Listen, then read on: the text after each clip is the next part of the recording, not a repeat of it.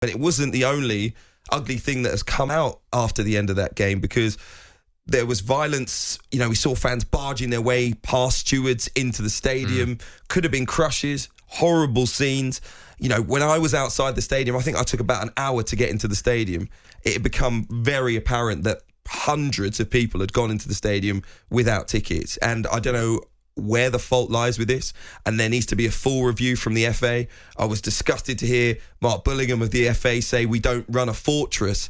I couldn't have felt less safe inside Wembley Stadium. Wow. Inside Wembley Stadium.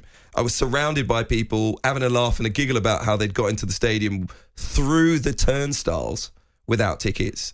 This is nothing to do with what you've seen on social media of people barging through open doors. There were people going to turnstiles, the kids behind me bragging to one another, various groups, they weren't together, saying, how did you get in? How did you get in? They were basically saying, we just put a screenshot underneath the turnstile and it opened. There was something desperately wrong. I was getting notifications on my phone, turn your Bluetooth on. I got several from the Euro 2020 app from UEFA.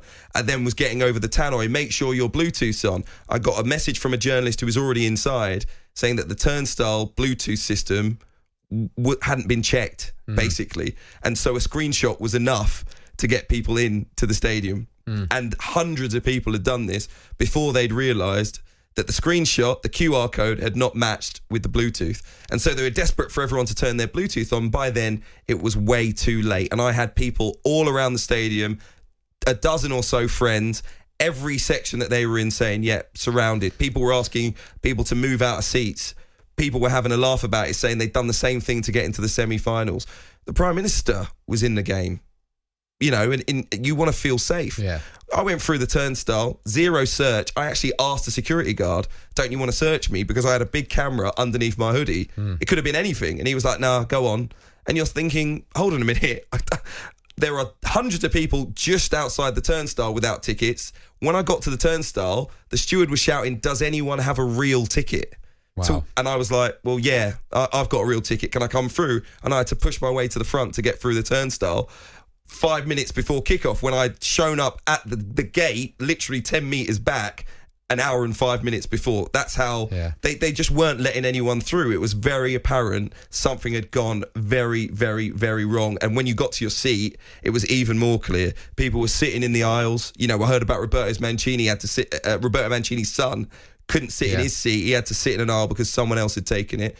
We were surrounded by people who didn't have tickets. I actually felt sad for the whole country, because that is a place that everyone who's a football fan wanted to be.